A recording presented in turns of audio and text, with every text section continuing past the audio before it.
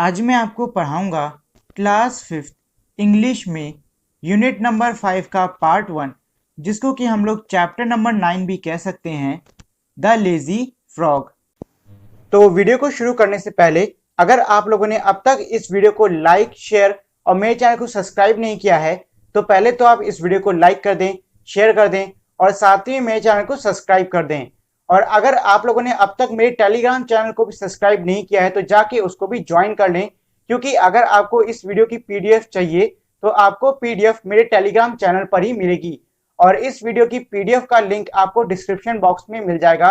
और साथ ही में अगर आप लोग चाहो तो डायरेक्टली टेलीग्राम से जाके भी कर सकते हो। तो आपको टेलीग्राम पे जाके सर्च करना है A to Z स्टडी, जो कि मेरे चैनल का नाम है। आपको वहां पे एक चैनल दिख जाएगा और आपको उसको ज्वाइन कर लेना है। Fred is a very lazy frog, मतलब ये है कि जो फ्रेड है ये बहुत ही लेजी मतलब कि आलसी मेंढक है।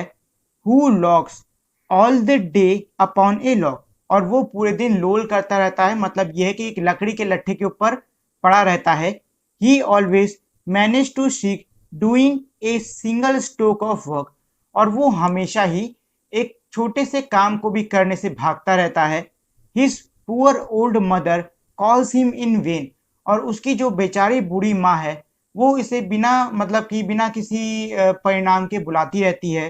Come in and help, he does not bother, वो कहती रहती है कि आओ बेटा मेरी मदद कर दो, लेकिन ये जो फ्रॉग है फ्रेड, ये बिल्कुल भी बॉदर नहीं करता है, मतलब बिल्कुल भी हिलता डुलता नहीं है।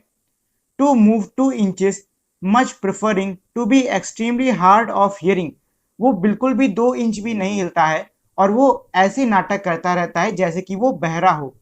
ही lies there in a silent heap, और वो एक शांत से ढेर पे पड़ा रहता है। एंड स्टे कन्वीनियंटली अस्लीप, और वहां पे वो आराम से पड़े पड़े सोता रहता है।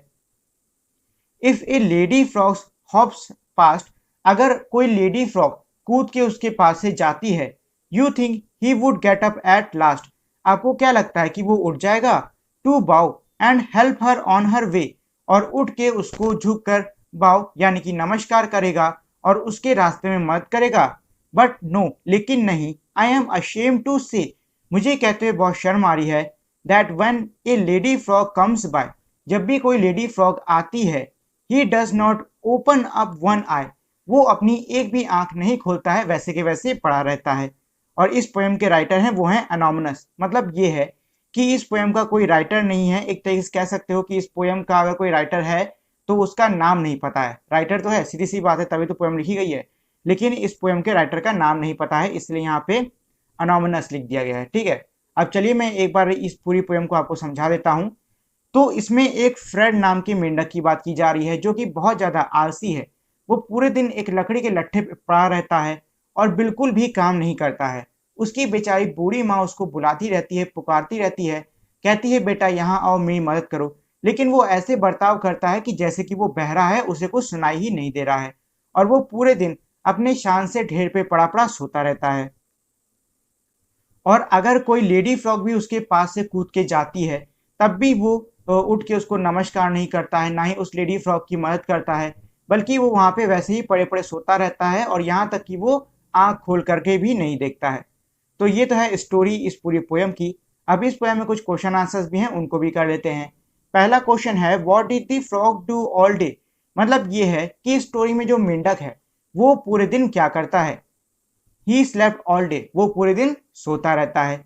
बिसाइड लेजी, यानी कि आलसी होने के अलावा, what other word can you think of to describe the frog, और आप ऐसे कौन से शब्द सोच सकते हो जो कि इस पोयम में जो मेंढक है उसको और बेहतर तरीके से डिस्क्राइब करें।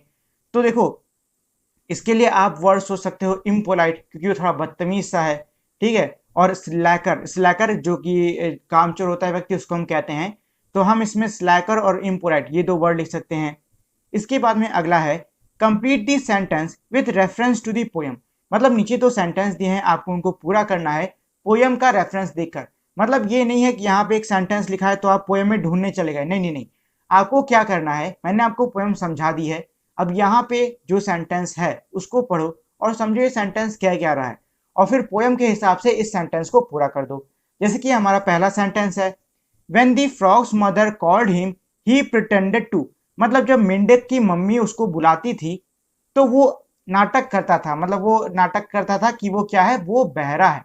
और पोयम में बहरा किस तरीके से लिखा है, उसमें लिखा है हार्ड ऑफ हियरिंग, उसमें लिखा है पोयम में हार्ड ऑफ हियरिंग। ठीक, ऐसे दूसरा सेंटेंस है when a lady frog hops by he does not even, जब लेडी फ्रॉग कूद के पास से जाती है तब वो क्या नहीं करता है, वो अपनी एक आंख खोल के भी नहीं देखता है।